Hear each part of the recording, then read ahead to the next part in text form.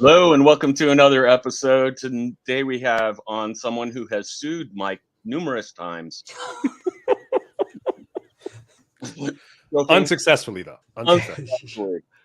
Yes. Our guest is Gamal Hennessy, whom I call the comic book lawyer, because he's the only lawyer I know who specializes in comic book properties. And I guess the best way to start this is saying, Gamal, have you always been a comic book fan, and what got you into comics? The story that I like to tell people about how I got into comics is that someone bought me one of the early Neil Adams Batman comics. I think it was Return of Joker or whatever that book was. Now it was bought for me when I might have been 5 or 6. So that whole like Joker kills people with the gas and they have that weird crazy smile is probably not great for a 6-year-old to read right before bed. But I think that was one of the first comics I ever remember. And I had been reading comics from that time all the way up until about an hour ago. So, yeah. Neil Adams got a lot of us into comics because when you see his art for the first time, it's like a revelation. You think to yourself, wow, I didn't know comic book art could be like that. Because he's both exciting, dynamic, and extremely realistic. He's one of the few artists whose anatomy is always correct. Yeah, I mean, I didn't have that point of reference when I was when you were 5 or 6. I was just like, because I think, based on the dates, that I already had a concept of who Batman was. But it was probably very jarring for a 6-year-old to see like Adam West on one hand, and then to see Neil Adams depiction of the character on the other, and reconciling them, the two of them, in the mind of a 6-year-old in the mid-70s. Right. How did you end up going to law school? Oh, I lost a bet. Yeah. My goal was to be in the foreign service, to be a diplomat. But my mother thought that it would be good for me to go to law school because every mother, wants you to be a doctor, a lawyer, or Indian chief, right? So she made a bet with me. There's a test that you need to take to get into law school called the LSAT. And she said, if you take the test and you don't do well, then I won't bother you about going to law school anymore and everything will be fine. You do whatever it is you want to do. I said, that's great, because I knew that all I had to do is not do well in this test. So I didn't prep for the test. I registered for the test on literally the last day that you could register for the test. I only brought one pencil. And I said, if this pencil breaks, I'm not going to be a lawyer.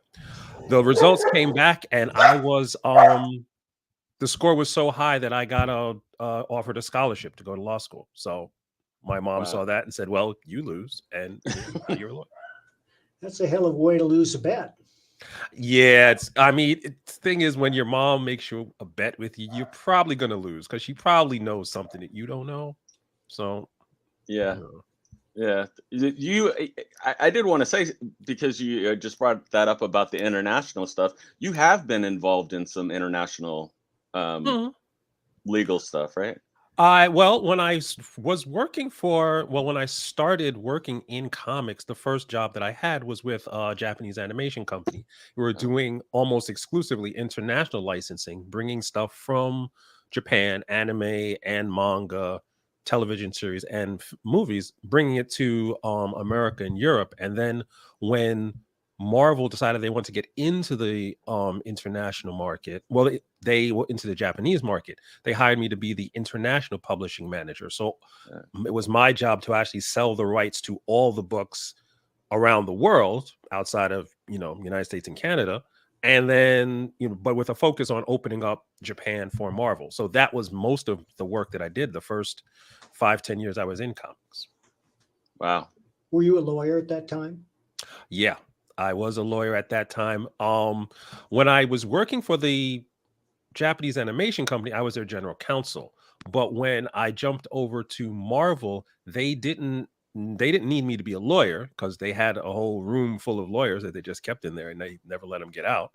They wanted me to be there to actually be able to negotiate the deals because I had a legal background. I understood what I could and could not offer, what I could and could not negotiate. Right. And that made the process very streamlined because I didn't have to go back to the legal department to ask what was or was not acceptable. Right. I could just do it on the fly, and then the deals moved faster. Well, tell us about your journey from working for Marvel and being a legal consultant to opening your own firm, and what led you to specialize in comics. Well, the transition from Marvel to like opening up my own firm was the revelation that I had when I was in Marvel, because at that time, one of the things that I had to do in addition to opening up the international market was had to work on a lot of the freelance deals that came in. So an editor would decide they wanted a certain artist or a certain writer or whoever to like work on books. They would send them to me, and I would say, okay, here's the contract. Take the contract to your lawyer. Let me know what they think, and then we can go from there. But I quickly realized that whoever I was talking to on the other side, with very rare exceptions, most of them didn't have an attorney. And they knew they didn't have an attorney, and I knew they didn't have an attorney, and they kind of knew that I knew that they didn't have an attorney. And what was going to happen is they were going to hold on to that contract for 3 days, and then they were going to sign it because I was Marvel, they weren't, and they wanted to work on Spider-Man or Wolverine or whatever they wanted to work on. So when I left Marvel, I realized that there was a need there. There was a lot of people were signing deals they didn't understand. They were giving away rights that they may or may not have understood what they were giving away.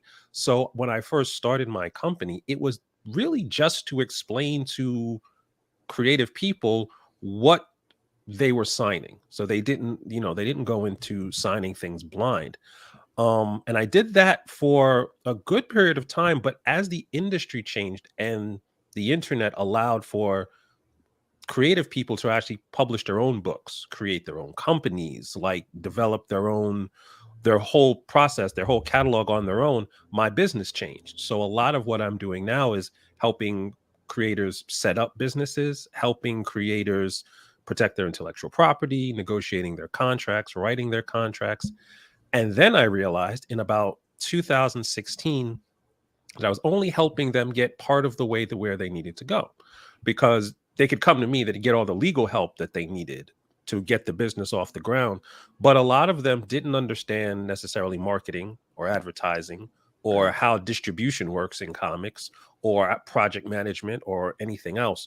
So that's when I started writing this book, The Business of Independent Comic Book Publishing, that actually walks you through the entire process of making a comic, from the time that you decide you really want to make comics and why you decided to make that choice, all the way to I now have a catalog of intellectual property that I'm leaving to my estate because I've built it up over this period of time, and walks through the whole process.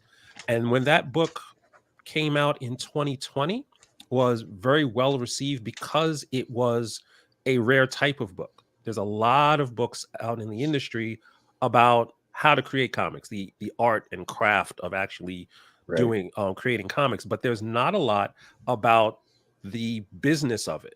You have some books that were, that touched on different aspects. Like there's one book on marketing, there's a few books on legal, but no book actually, encompassed the entire process.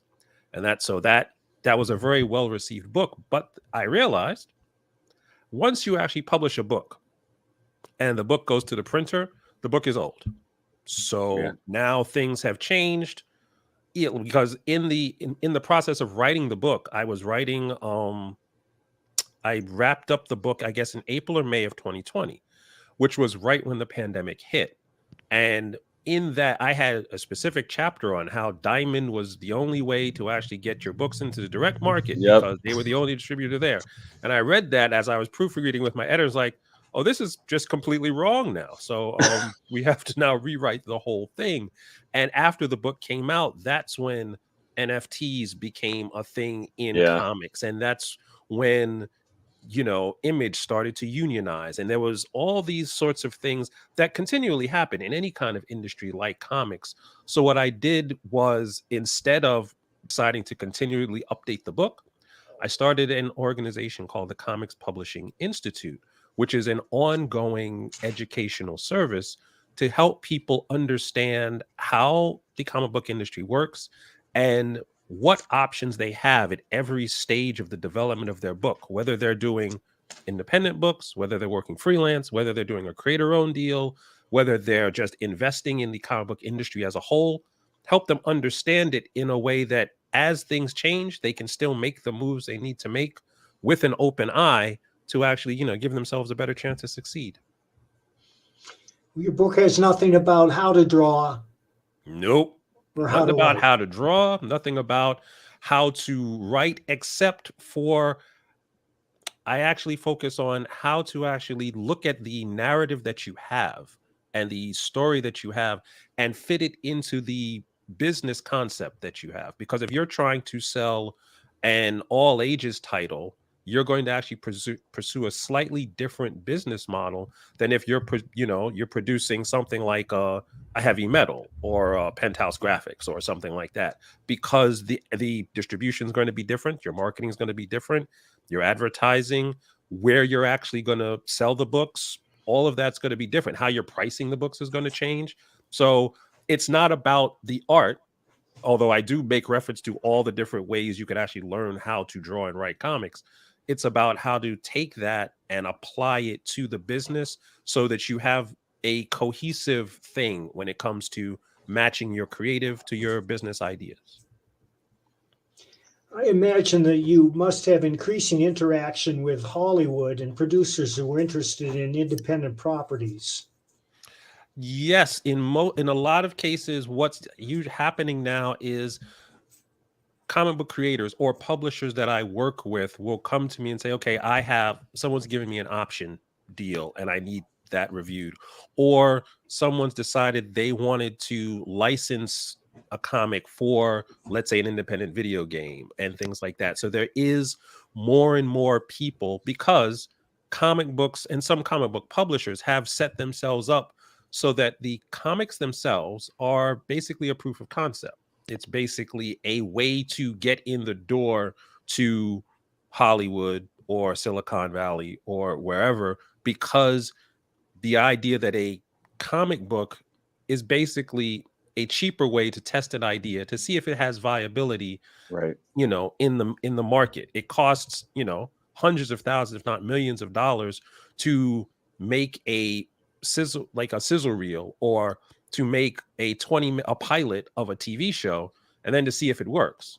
Well, you Right. could spend like 10% of that, make a graphic novel, see if that hits, and then kind of ramp up. And with that, it's a type of research and development that actually makes money as opposed to cost money. Because in every other industry, if you want to research or develop a product to sell in the market, you just have to spend money. And there's no guarantee you're going to ever get a product to sell, whether you're Right. doing beer or cars or computers or anything. With comics, it's different, especially if you're talking about you really want to make movies. You can make comics, and then whatever comic actually gets traction, option that out to a film, and everyone involved knows that there's more of a chance of success because the idea has been tested in the market. Right. What about have you dealt with like webtoons at all? Yeah, I actually have quite a few clients who are either transitioning into webtoons or have gotten quite a bit of prominence in webtoons, and now they're involved in, because webtoons and Right. Wattpad are actually going into print publishing. So Right. there's another deal there that all of these webtoon creators would have to sign if they go into that. Uh, So negotiating, explaining that deal to them, because a lot of webtoon creators, just like a lot of cartoonists, are people who they don't have experience in the traditional right. business of direct market comics or European comics or anything like Right. that. And a lot of them, there is no team. It's like they're doing the art, they're doing the lettering, they're doing the coloring. Right. And because they have that complete control and they've been doing it over time, they have even less exposure to like comic book contracts than other comic book Right. creators. Yeah. Yeah. So and the contracts coming out of like webtoons and Wattpad are a lot more complex overall, because Yeah. they're actually much closer to like a Hollywood deal than, you know, Right. whatever like independent publisher contract that you might get when your book's going to just come out in the direct market. Yeah, because it's almost, I mean, it's not, but it's almost like self-publishing in a way. It's more like you're saying, it's kind of more tight to only Mm, one or two people rather than you already have a publisher, you have whatever, 5 people on your team and other stuff like that. It's not self-publishing because there are contracts with webtoons and things like that, but yeah, but well, when you start out with Webtoons, you basically just agree to their terms of service because right, Webtoons is a distribution platform. So in that way, there are a lot of elements in terms of the business structure that are exactly the same as independent publishing or right, self-publishing. The difference comes in when if and when Webtoons decides that they need to give you more prominence and they need to give you more exposure yeah, and they want to leverage your property into something else, right, then it quickly shifts into more yeah, of a creative driven deal right, where all of a sudden they're just handing you some cash and then you're handing them some rights. And you have to understand that your relationship with your property, what you created, just changed. right. And if you don't know how it changed or what just happened, you could be, you know, it could be a confusing ride for you. So I help them like navigate that switch. Yeah. Does your business take you to the West Coast? My business takes me to the West Coast.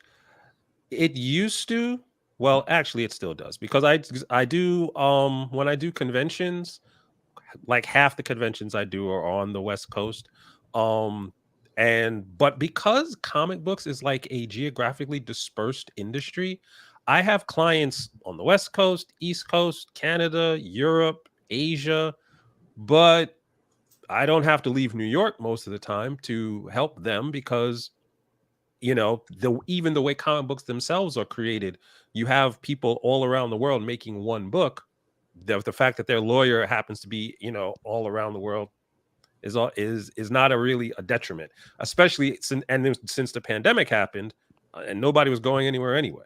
Right. So I do have a lot of interaction with people on the West Coast. And I get out there twice a year, 3 times a year. Yeah. When you go to a convention, is that your decision? Are you attending just as a spectator or a fan? Most of the time, what I do when I go to conventions is I break the event up into 3 parts. The first part is whatever panels I have to do or present or whatever I have to actually like the public appearance piece. That will usually I try to put that all in one day. One day will be like walking the show floor to meet with clients I already have or potential clients. Or if I'm doing research on a book, I'll do that. And then there's usually one day where I just geek out. I just go out and I buy Funkos and artwork that I shouldn't be buying because I live in a studio apartment and I have no place to hang it up. Or I buy comics or I buy a whole lot of other stuff. I use the fact that I have like nieces and nephews to buy toys that I really shouldn't be buying, that kind of thing. So Yeah. you split it up. So you try not to cram it all in one day, especially with the larger shows like Emerald City or New York Comic Con. Never tried to do it in one day. Yeah. If you're a collector and you live in a studio apartment, you've got a problem. Oh yeah. Yeah. Well, that's one of the reasons why I try to fully embrace digital comics. Because Yeah. with digital comics, your collection can be as large as you want, and you're not a hoarder in your own apartment. How have NFTs affected the business? Are you dealing with NFTs now? There's quite a few. There's at this point a lot of publishers and creators are trying to figure out if and how NFTs fit into their business, where it fits, are they comfortable with the idea of NFTs and things like that. Because for a certain segment of the population, they see it as a way to underwrite or boost their revenue and Right. supplement the page rates that they may or may not be getting from their publishers, or they're actually using it to boost sales if they're independent and they own all of the rights as a new revenue stream. The problem is that a lot of them, especially if they're part of deals that already happened, those contracts may or may not have ever contemplated NFTs, and it may not actually be clear in the way the contract was written how it's going to be treated. So I do get quite a few people, especially now, building the NFT concept into the contracts, or they have deals that are purely based on NFTs, like an NFT based card game, or an NFT based comic, or artwork that's going to be released with a comic that's going to be an NFT. So that's starting to get baked into contracts on a regular basis. But I want to say it's like maybe 45% of the client base actually knows what they want to do with it, and the rest are just trying to figure it out. Well, how would you explain what NFT is to a novice? The easiest way that I've used to actually explain it to people is you look at the concept of original art. Back in the 70s, 80s, 90s, when an artist was actually making a comic, they created a physical piece of art, and then they had that scanned and sent to the publisher. The publisher would then use that scan to create the actual comic. In a lot of cases, the artist could hold on to the original artwork and then sell that as a separate art piece to a collector's market. Now, after the 90s into the 2000s, more and more artists were not actually doing physical artwork anymore. It was all digital. So when they sent the file to the publisher did what they were going to do anyway, but the artist all of a sudden didn't have that physical piece that they can go and sell. An NFT, for all intents and purposes, even though an NFT could be anything, in comics, it's usually like artwork or character designs or something like that. You assume that the NFT is a piece of original art that can be sold on a unique one-to-one basis, because an NFT is non-fungible. It is a fixed thing. Then you can actually use that to how in any way that you would have used original art. The difference is from a legal standpoint, well, not from a legal standpoint, from a practical standpoint, is that when artists are doing commissions, or they're in things like Artist Alley and conventions, or they're doing it online, there was never a whole lot of incentive for larger companies that owned the underlying intellectual property that those images were made from. Because when you see someone in Artist Alley creating doing a Deadpool commission or Harley Quinn or something like that, they are by definition by definition copyright infringement. They're taking a trademark or a copyright that belongs to another company and using it to generate money. But the companies that own those marks, own those characters, had no incentive to go and shut down Artist Alley, because in their mind, and I'm speaking as a hypothetical, I do not know this for a fact, but in their mind, all that artwork, all of those sales is actually building up and maintaining the brand. It's actually making the character more popular.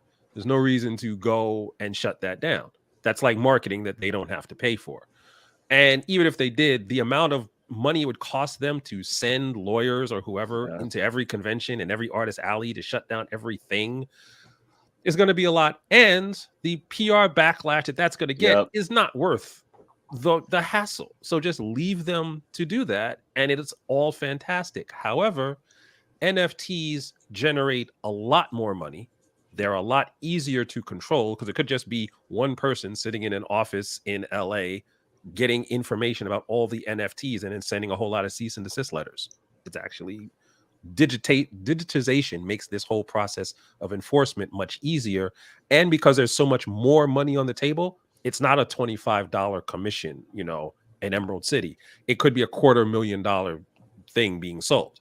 And so now NFTs are very similar to what was going on before, but because of the range and scope is so much higher, there is now much more interest on both sides, the artists and the actual potential rights holders, to kind of deal with this in a more aggressive manner. If any of that rambling made sense. So a guy creates an NFT and I buy it.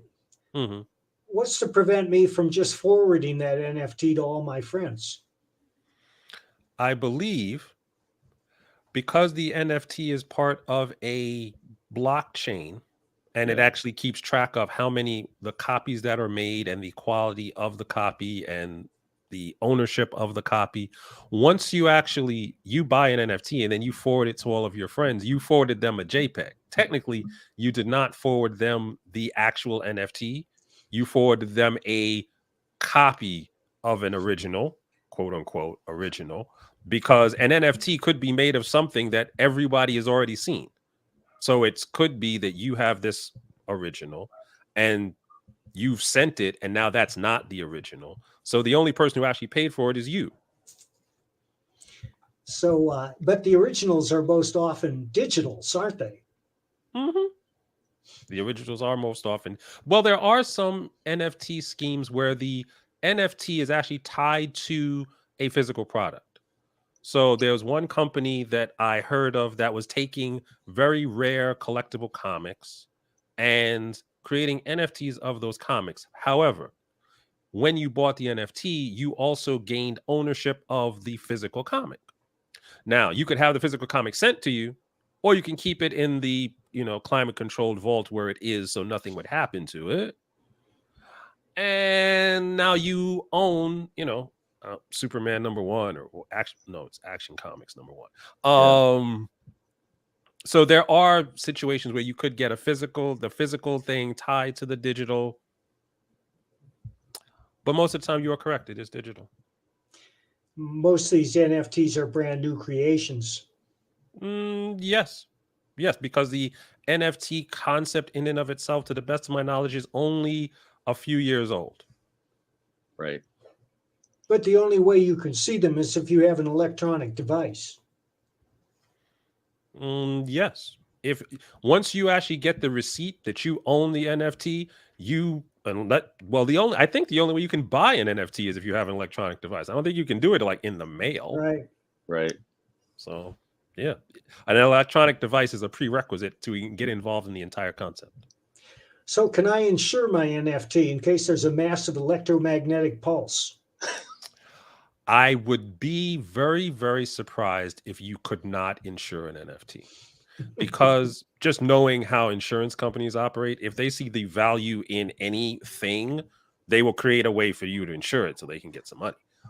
So I don't know which insurance companies do this, but I would be shocked if there was no insurance for NFT. Because there are a number of companies that will insure your comic book collection. Absolutely. And there's companies that will insure you in case you get abducted by aliens too. So, I mean, that's why I think. Well, the other thing is that there is a certain amount of risk coming up with NFTs because there are lawsuits that are now being filed where a person will create an NFT of someone else's artwork and then sell that NFT and never actually pay the artist for what was created. And the argument is, well, is it the artist's copyright that was violated in creating the NFT? So does that mean now it's a case of copyright infringement, or did the person who made the NFT actually create something new, therefore breaking the copyright chain, meaning that they can actually sell it? And that has not been those disputes have not been resolved. So there's also needs to be some kind of insurance for the person who sold it and the person who bought it in case this all blows up in everybody's face and somebody needs to pay somebody. So yes, that's another reason why I think there's probably insurance for NFTs. So if I were to take a photograph of a painting, Mm-hmm. say a Steve Rude painting, Mm-hmm. and offer that as an NFT, Steve would have grounds to come after me for a piece of the action, wouldn't he? I believe that he would, but that's the nature of the cases that are currently being disputed. And once those cases are actually resolved, what will probably happen is they will settle out of court. So we'll never actually know what the terms were, and it will not be a settled issue of law one way or the other. And two, by the time it does become a settled issue of law, the technology will have changed yet again, and the new law will now no longer be applicable, because that is the way law and technology work. Technology goes so much faster than laws get developed that laws are almost always inadequate to deal with these new technologies. So with ownership in mind and things like that, where is the line of legally or whatever that people should look for, like if they're parodying something, or if Mhm. they're making something in parody of something else, or even like, I think like Marvel had like Roxxon or whatever, that was Mhm. probably supposed to be like Exxon, but it Mhm. was Mhm. like their own version. Like where is that line that you're kind of allowed to go and not go? Well, when you're talking about the ideas that you're talking about, when you're talking about satire and parody and Right. educational use, that's all under the umbrella of what's known as fair use. And Okay. fair use is a doctrine that basically says if you're violating, if you're infringing a copyright for what has been deemed a useful purpose, then you are allowed to actually infringe on that copyright. So, famous example being like Saturday Night Live. Right. Every week, they actually violate the Yeah. copyright of Yeah. dozens and dozens of companies. Right. But the whole nature of the show is parody and satire. Right. So, no one that they actually parody is ever going to come after them for what they're doing, because not on a copyright level. You may come after them for defamation of character and stuff like Yeah, I other was gonna stuff like say that. something like that. Yeah. But if you know that that's where the point of where you're going, you have a much more solid defense. The problem with fair use is that there is no clear bright line. It's not as if you change one word of a company from like shell to shoal, are you now protected? It's not Right. how fair use works. The problem with fair use is you can only determine it on a case by case basis, which means if you actually decide to parody Coca-Cola, let's say, Right. and the army of lawyers from Coca-Cola come after you and you go to court with them over fair use, they may or may not tell you, yeah, this was fair use or this wasn't fair use. The problem with that is it has now cost you tens of thousands of dollars, Yeah. if not hundreds of thousands of dollars, to get the answer to this yes or no question. Yeah. So in most cases, what the lawyers will do, because lawyers are notoriously conservative individuals, they will Right. tell you don't do that, because they don't want you to come complaining at them that Right. they spent 8 years, in a elite lawsuit with Coca-Cola for no good reason. Yeah. So when you're saying you should, if your concept is based on parody, or it's based on educational things, or there are like 8 or 9 different categories that you can use fair use, you have to make a calculated business decision. How likely do you think it is that whoever you're parodying is going to swoop down and hit you with a cease and desist, or hit you with a copyright infringement claim? If you think it's not very likely, then go ahead, do whatever it is that you're doing. If you think that it is, then change as much of it as you feel needs to be changed to actually get to where you need to be. Like, for example, Twilight. Twilight is basically just 50 Shades of Grey fan fiction. But enough of it was changed that it can now be its own franchise, and now it's its own thing, and Right. it's fine. I mean, a lot of people, when they first saw Moon Knight, they're like, okay, that's Batman. Right. You just took Batman and you flipped it around. Yeah. But there's enough unique stuff in there that it's not you've created something different. And that is the other defense. You don't necessarily have to parody something or satire it. You can just alter it enough to create a new expression. And if you have a new expression, then you have a new copyrighted work, and you don't have to worry about copyright infringement. The story that I always tell people is, if I say I made a story about a very wealthy young man who survives a very horrible criminal event, but then uses his money to get the skills and technology to fight crime outside the law, what story did I make? Well, it could have been Batman or Moon Knight or Green Arrow or Iron Man or Iron Yeah. Fist or The Shadow or Nighthawk or like 50 other characters, Right. because the story in of itself, that's not a copyrighted thing, but every expression of that is a different copyright, is a different story, is a different thing that you can use. Mad Magazine was created specifically as satire. In fact, when it was created, the publisher, William Gaines, stated that its purpose was to make fun of Madison Avenue and advertising. Yes. Now, of course, over the years, Mad Magazine has savaged everybody. Have they ever been sued? I do not know.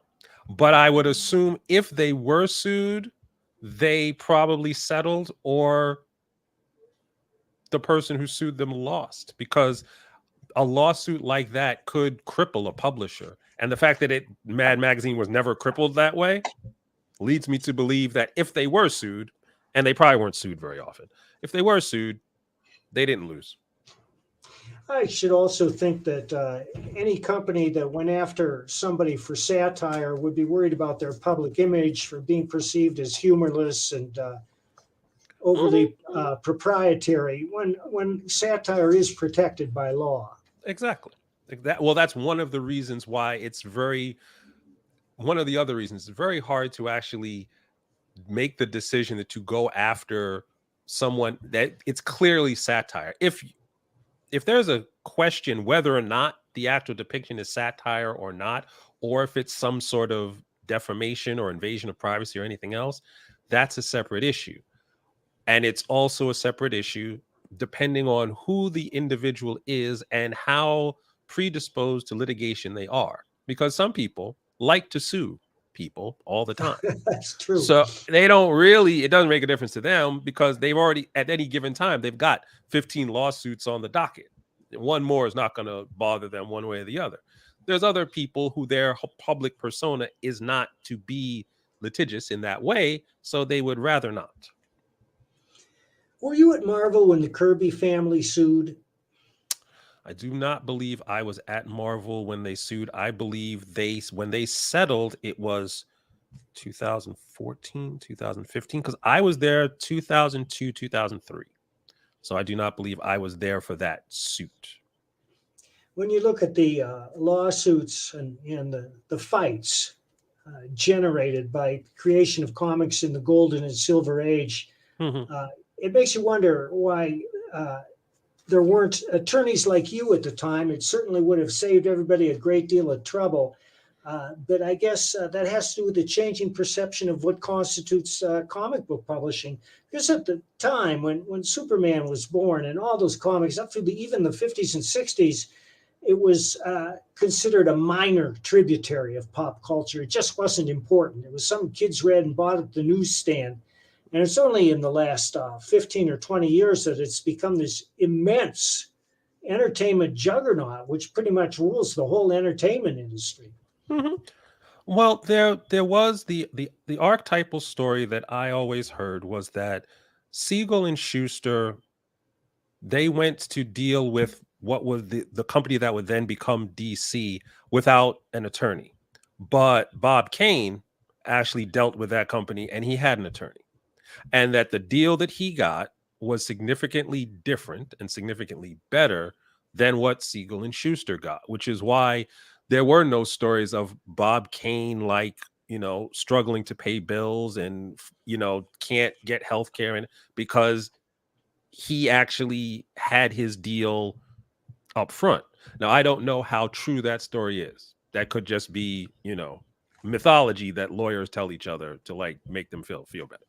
But there was, because you had, even in the 50s and 60s, you had this kind of crossover appeal of these characters where you had radio shows and you had the costumes and you had the toys and the decoder rings and all this other kind of stuff.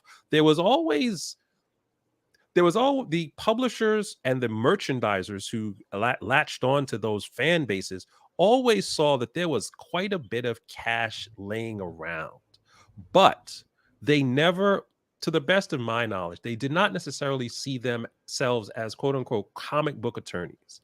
They just saw themselves as lawyers who actually worked for the publishers. And usually the artists and the writers themselves had no legal representation because They really just wanted a paycheck and they just wanted a job. And B, at that point, making comic books was not something that a lot of them even admitted to doing. There's a book that of interviews that Will Eisner did called Shop Talk, where interview after interview he's talking to people that he worked with and who were coming up in the 50s and the 60s, who said they wanted to be, illustrators for like advertising agencies. They wanted to be writers of novels, but they needed to pay bills. So they cranked out comic books. And they didn't think that, when they developed like Wolverine, for example, Wolverine was supposed to die in the second issue of his appearance. He's supposed to show up in Hulk, supposed to die in Hulk, and that's it. No one ever was thinking about Hugh Jackman. Nobody was thinking about, Frank Miller and, going out and creating that seminal work, becoming an anchor for the entire, global franchise. They thought he was going to die in 2 issues. And so the characters themselves, a lot of them have always been seen as disposable until you actually realize that the trademark, the image of these things can actually generate millions upon millions of dollars in sales, even if, and especially when most of the people who love these characters have never read a comic book. They wouldn't even know where to buy a comic book, but they're buying everything else associated with it, and that's where the real cash is. So. Just as an aside, we've been talking about this for 3 decades, and to solve the comic distribution problem, it would be only common sense to set a comic kiosk in the lobbies of these theaters that are showing these comic book movies. And yet, for some reason, the distributors, the publishers, and the producers just could never come to an agreement. I used to think that the one way you could change comic book publishing and the comic book industry overnight is to have Robert Downey Jr. go on the Tonight Show while he was Iron Man and hold up a copy of Iron Man and say, this is the new issue. It's coming out tomorrow. If 0.5% of that public, and this is hundreds of thousands of people who watch that show, that is now the best-selling comic of the year now. And you can do that now Marvel can do this every couple months. At this point, Oscar Isaac could go on his Twitter feed and say, this is the new issue of Moon Knight. Yeah. You're going to sell a lot more copies of Moon Knight. Like you said, Mike, you could, when people are walking into the theater, you could sell them comics. When they're walking out of the theater, you can sell them comics. When they're ordering the tickets online, you can sell them comics. But I believe, and again, I have no basis, no actual confirmation of this, but a company like Disney, a company like Warner Brothers, actually sees their comic book divisions, because the profit margins are so low, they see those as research and development. Let's make a whole lot of comics and see what ideas come out, and then mine that repository of ideas for the video game, for the movie, for anything else, that the multiples in terms of revenue are hundreds upon thousands. So the fact that if Marvel made $10 billion a year instead of $1 billion a year, that's not really changing Disney's bottom line, because Disney is making billions upon billions of dollars from other things. Now, so that in my mind, a conglomerate like DC or Marvel has a very different business model than, let's say, Image or Scout or IDW. Well, not IDW, because they just got bought by a video game company. But the companies that don't have any other way to make money have to find a way to sell more comics. But the companies that sell so much other stuff don't really have to sell more comics. In fact, even if they gave all the comics away, I don't think it would actually hurt their bottom line one way or the other, because at that point it's a marketing piece and you're still making, $40 million on t-shirts and $300 million on sneakers, and not counting every time you make a movie, there's $1 billion, not counting advertising revenue. So we love comics. We want more comics to be sold. But when you get huge hedge funds buying multinational corporations who then own comic book companies, they're not. They don't really care. Yeah. There's been talk for several years that both Marvel and DC are planning to stop publishing comics altogether. Mm-hmm. You've heard that. I've heard it, and it doesn't actually make any logical sense. If you have a system that is generating intellectual property for you that you're spinning out into other things, and B, like I said before, unlike other research and development in other industries, comic books is still making you money.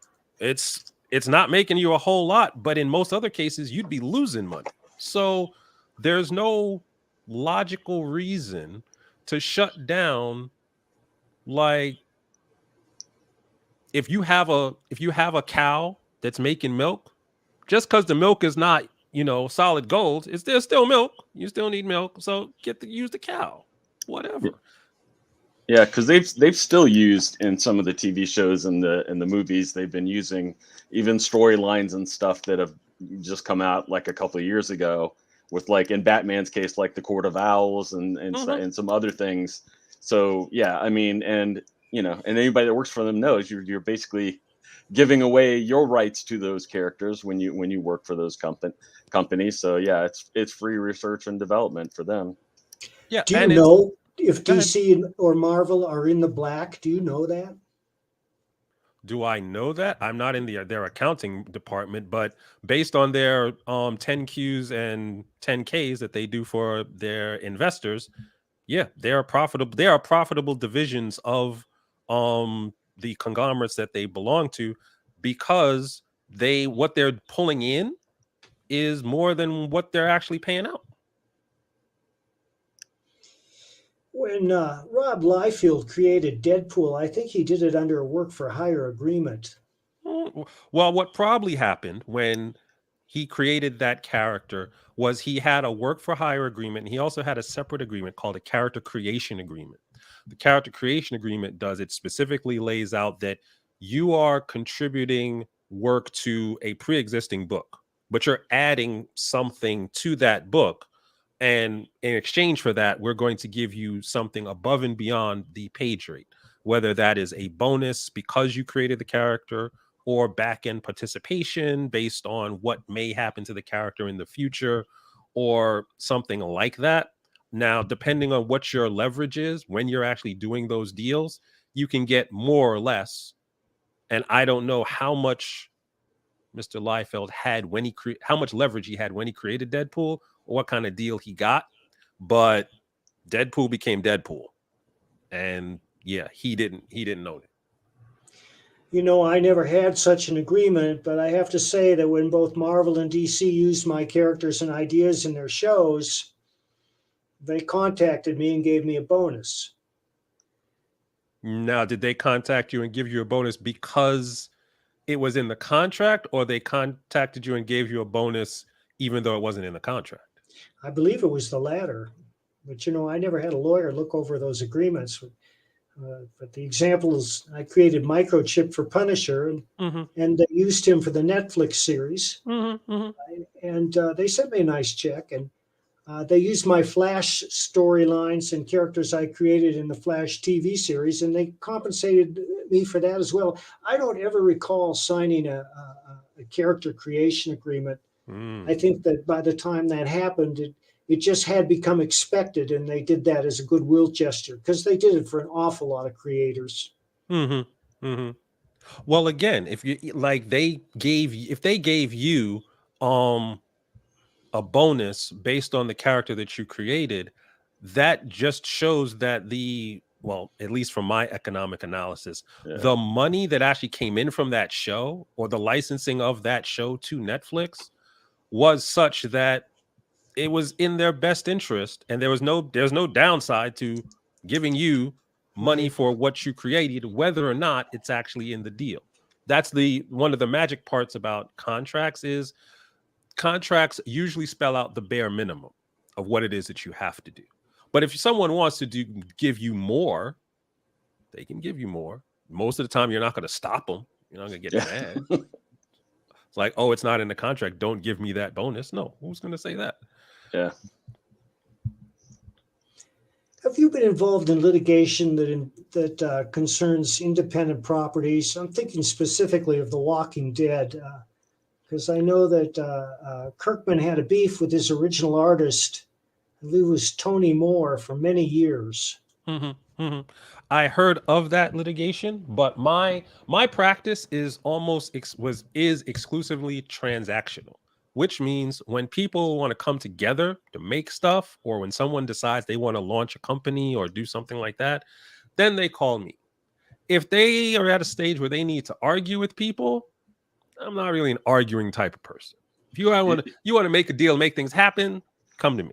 You want to argue about stuff? He's not a divorce lawyer. Exactly. You want to argue about stuff?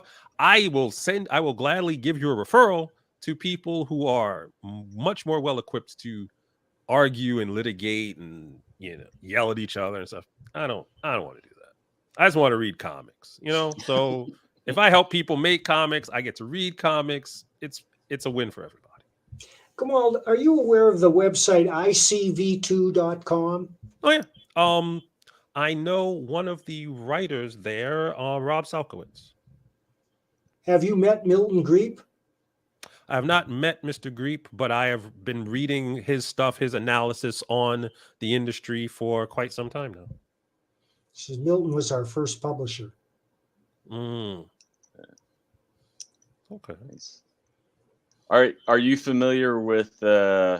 I'm just wondering, because I don't think I've ever heard of it, and we've mentioned it on the show before. But when Mike and Steve went to Dark Horse with Nexus, they did not have all of the rights to it, and as a goodwill gesture, Mike Richardson, the publisher at that time, gave Mike and Steve full rights back to their character.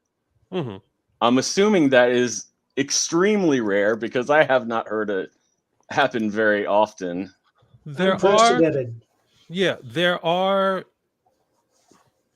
I know of some publishers, like if they're doing a deal with you for a book and something goes sideways when the book is being developed, it says in the contract that they get to keep the rights to the book. But if you want the rights back, they do like a simple termination letter. You get your rights back. As long as it's usually the case that they're willing, well, at least clients that I've had are willing to do that, as long as they have not pushed the button on the printing. Because once they've pushed the button on the printing, now that there's a cost involved, there are books somewhere being made, and trees have died. They've put it on a boat somewhere, and somebody has to pay for that. But if you're still in the you're in the development stage or in the pre-production phase and stuff goes wrong, you can usually get your rights back. It's fine. Unless the company is specifically being developed as a IP farm. Because some comic book publishers, like I said, are not necessarily interested in publishing comics because they do not see the revenue stream as profitable. What they want is the IP rights so that they can sell those off. They can option those off to Hollywood. So once your rights go into one of those companies, it is very difficult to get them out. But if that's not the business model of the publisher, then he's not holding on to rights just for the sake of holding on to rights. Yeah. You still awake, Mike? A lot of people fall asleep when I'm talking. It's fine. No, you know what? I did want to ask you though, because you have written a few novels, right? Yes, I wrote 6, I believe, or 7. I don't know. I didn't know you were a novelist. Yeah. Well, they didn't. It's not like they sold like Harry Potter or anything. I mean, I wrote them and they're up on Amazon, and every once in a while, like Amazon will send me like $1.20, and I'm like, oh yeah, I actually have books up there. Yeah, I was just surprised. Have you written or done anything with comics at all? I have not, but I am developing like 3 or 4 ideas that I'll probably start reaching out to people to do like character sketches and like test Yeah. pages, like 2023, 2024. But I've Yeah. got like 4 or 5 ideas because I have a publishing company. That's where I publish the novels and I Right. publish this book. So if and when I jump into comics, that's where it'll happen. So you're not doing NFTs then? No, I don't even at this point. I mean, there's one book I have a script. There's one book I have like the treatment, and there's 2 others. It's just random ideas on a piece of paper. It's not, yeah. It's, Do you think you're going to write any more novels? I would write novels if I came to the conclusion that the time and effort that it takes to put into comics was not the best use of my time. Because I do know in writing a novel, you have far more control over the production process. Yeah. Once you do your research, you have your outline, all you have to do from a production standpoint is sit down and try to write something that's not horrible, right? Whereas if you're a writer for comics, you have to do everything that I just said, write the script, and then hand it to, in most cases, 3, 4, 5, 6 other people and have them kind of do the magic thing to it to make it a comic book. And that magic thing exponentially pushes up the cost.